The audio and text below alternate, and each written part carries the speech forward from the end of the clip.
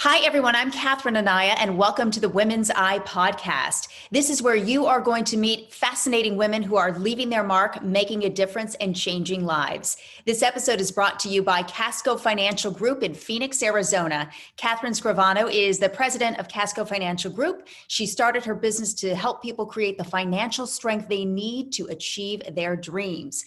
Well, this is a big day for us here at the Women's Eye podcast. It is our 300th episode. Woo! And so who better to celebrate with me than my guest today, Catherine Scrivano. We're going to talk about some financial blind spots that you need to watch out for. They are things like setting unrealistic retirement goals, not considering the cost of healthcare, the possible need for long-term care, and a potential loss of income. All very important financial considerations. So Catherine, welcome. It is great to see you on our 300th episode. Thank you so much for having me. I looked on the internet to find out what the gift was for the 300th anniversary, and I got up to 60. I could help you with that, but congratulations. I have been a fan for all 300 episodes. I'm so proud of the opportunity to be affiliated with the Women's Eye, and congratulations. Keep doing the great work you're doing, please. Aw, thank you, Catherine. Well, it's such a pleasure to have you on board as a contributing person here on the Women's Eye podcast. You're always sound with great financial advice, so we certainly appreciate your contributions as well. Thanks. Thank you. Thank you. So let's talk about financial blind spots. Very important. Many people hit a financial blind spot when the pandemic struck, losing jobs and income, and it happened so quickly that many of us simply weren't prepared. We were caught off guard. Would you agree? Absolutely. The closest I could say that I was prepared for this was having read Stephen King novels. Other than that, this was completely outside of my experience or expectation, and I feel like it's the same for everyone. Mm-hmm. So we learned a lot of valuable lessons when it comes to preparation. Before we dive into how to make decisions that will help us be better prepared financially, what would you call a financial blind spot? How would you explain it? Well, a blind spot in general is something that we could be prepared for. We have the information, we have the expectation, but for some reason we don't acknowledge them. I compare it to driving here in the Metro Phoenix area. We're in our SUVs, we're in our sedans. We know we share the road with motorcycles, and yet I'm not the only one, I bet, who's had those goosebumps, realizing a motorcycle is next to me and I was only now aware of it. And the consequences that could have, things that could have happened had I not found out soon enough. So I feel like we have those kinds of issues in relationships and our finances where we're ignoring important information, and that consequence could just come out of nowhere. Mm-hmm. So that's why we have to be prepared. And we're going to go through some of those blind spots, financial blind spots. You have a couple of them, actually several of them, that you want to share with our listeners today. So the first one is not having specific goals and having a plan to reach them. How does that become a problem, and how do we avoid that problem? Well, I think if we have a goal, if we have a plan, we have a strategy in place, we're not going to be as easily distracted. We have an overload every day, every minute with information from friends and television and websites. And sometimes that just gives us an urge to do something, even if it's wrong. We just feel like we have to do something. So having a plan in place will help us avoid doing things that we shouldn't. For instance, don't let short-term losses and unreasonable or irrational fears distract you and lead you into poor decisions. Don't make decisions that feel good in the moment, but hurt you in the long run. The important question when you're looking at your finances is not how much money do I have right now. That value is going to change constantly. What you need to know is, what do I do now to give me the best chance to attain my goals in the future?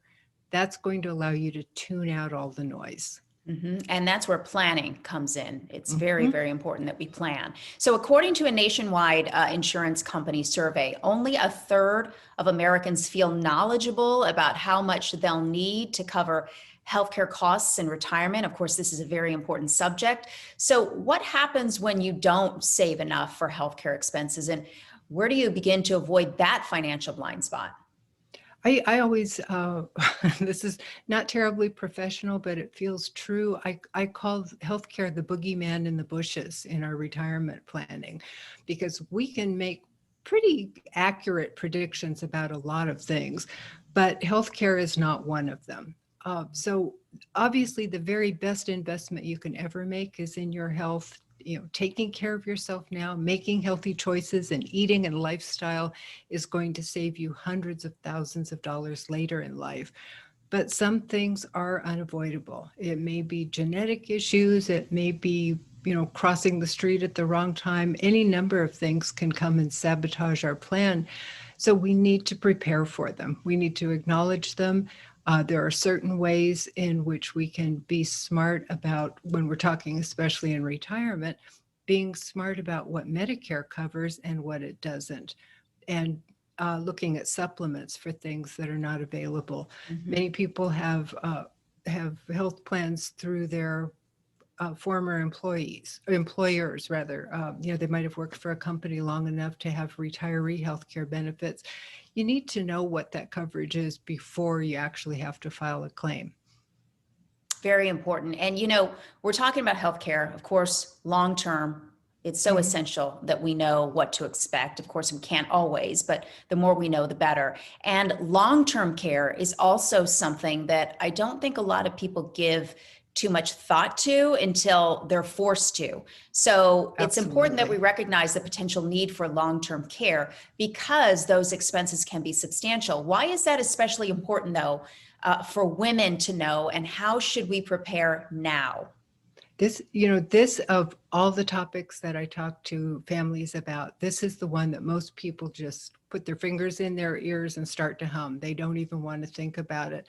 But if you have ever been involved with a family member who needed long-term care, you can see how quickly they can be impoverished. They can impoverish the spouse. The strain on the family is tremendous.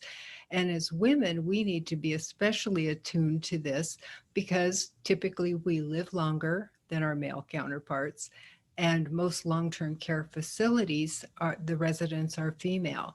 So if we want to just avoid this topic and see how it works out, I'm betting against it being a happy ending, but not allowing to be a financial blind spot. There are actions we can take and decisions we can make right now that can help us face this with some dignity and safety and some ease for our families. Mm-hmm. Something that a lot of people realized during the last year of the pandemic was the need for that emergency fund that we've been learning about for years and years and years. That was a very big lesson for a lot of us. It can make all the difference when there's a loss of income due to a disability, the economy, or a pandemic, right? Right. Those folks who came through or are coming through the recovery pretty much intact, some folks even in better shape financially than they were going in. The difference was whether or not they had emergency funds. Those who did not suffered greatly and are going to continue to suffer for a long time. Those who had money set aside, and in some cases we call it an emergency and opportunity fund, because as in everything dramatic, there have been some investment opportunities during the pandemic. Those who had funds set aside were able to take advantage of those things. Mm-hmm. But the reinforcement of having the emergency fund to cover loss of income, it couldn't have been greater than what we've been through in the last year. Mm-hmm. And that dovetails right into relying on employer benefits for the fundamental parts of your financial plan. Can you give me some examples of what those parts would include and how we can become more self-reliant so that in a situation like the last year where you may be forced out of your job and then you have all of this tied to your job, it throws everything into a tailspin. Yeah. We often see, employee benefits are a substantial part of a lot of people's compensation, and we don't want to, disregard that. But if you're relying on those benefits for fundamental parts of the financial plan, don't let that blind spot make you unaware how vulnerable you are if you were to lose your job. For instance, if your health insurance, your life insurance, and retirement savings are all tied to your employment, those are all going to go away along with the loss of income if your job was terminated. So there are some elements of self-reliance in all those aspects of your financial plan, and those should be built into your strategies right from the beginning. Mm-hmm. It pays to be knowledgeable, that's for sure. Yeah. We've Well, it talked pays about more than anything not to just not have blinders. That's what I'm asking absolutely. folks, is to acknowledge the issues, make a plan to get around them, or accept them. Sometimes that's the answer, is this isn't how we want it to come out, but this is where we are, and at least we know. Mm-hmm. Here's another blind spot that you talk about, financial blind spot. And it's something that we've talked about before. It's so crucial, making sure that you have the right documents in place for those inevitable life changes. You cannot stress this enough, right? Right, absolutely. You know, to pretend that we're never going to die, that we're never going to have a time when we might be unable to advocate for ourselves is very naive. And frankly, it's not a loving thing to do. Having those documents in place so that your family members don't have the additional burden of going to court and establishing their standing to act on your behalf.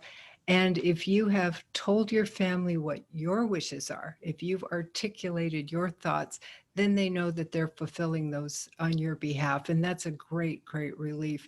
We have seen so many instances in this last year due to the pandemic of families having to implement those documents or really suffer even more than necessary because of the lack of documents. Mm-hmm. Cannot stress that enough. And we do a lot here on the Women's Eye podcast. The final financial blind spot that we're talking about today is one we probably don't talk about enough, but should: ignoring the impact of financial stress in our lives. It affects more than just our finances, Oh, right? sure. Sure. I think everyone has heard the statistics about finances being the number one cause of divorce. Uh, Even outside of that, the stress induced by financial anxiety, it's going to impact other relationships. It's going to definitely impact relationships with our children, especially our young kids. Uh, People have poor job performance when they're worrying about money. It also, as like all stress, it impacts our overall health. It's going to keep us maybe from pursuing hobbies and recreational activities. So if we go back to why we're feeling bad, a lot of times, if we look back at the source, there's a financial component to that. And we didn't acknowledge it when we made the decision that led us to where we are here. So sometimes that's one of the screens as we make financial decisions, is we should think, gee, if this turns out badly, if it's a short-term fix, what is the long-term repercussion, and probably should be avoided if it's going to be negative. Mm-hmm. Absolutely. And, this makes the case again to speak to a financial advisor if you have any questions, or you just don't know how to deal with all of this. Sometimes it can be, a bit too much, it feels like, and it Well, really doesn't have to be. I think a financial advisor can bring an objectivity to a conversation that you may not be able to get to yourselves, or even with your partner or others close to you. So having someone who's had some experience, had some training, and really does want your best interest, I think it can be really valuable. You might have arrived at that conclusion yourself, but maybe you have to learn some hard lessons to get there that could otherwise be avoided. So don't change lanes without looking in your rearview mirror. Just know what your issues are before you make the move. You sum that up perfectly. Great Good. information and financial advice as always, Catherine. Thank you. So great to see you and chat with you. Great seeing you as well. Thank you. By the way, you can learn more about Catherine Scrivano by going to our website, thewomenseye.com. I also want to let you know the Women's Eye has 2 books, not 1, but 2. The first is called 20 Women Changemakers. You can find it at changemakersbook.com. And our newest book is coming out soon. It's called 20 Women Storytellers. You can learn more about it at womenstorytellersbook.com. And you can also shop for both books wherever you buy books. That does it for this episode of the Women's Eye podcast. Thank you so much for joining me. I'm Catherine Anaya. Until next time, remember, it's the world as we see it.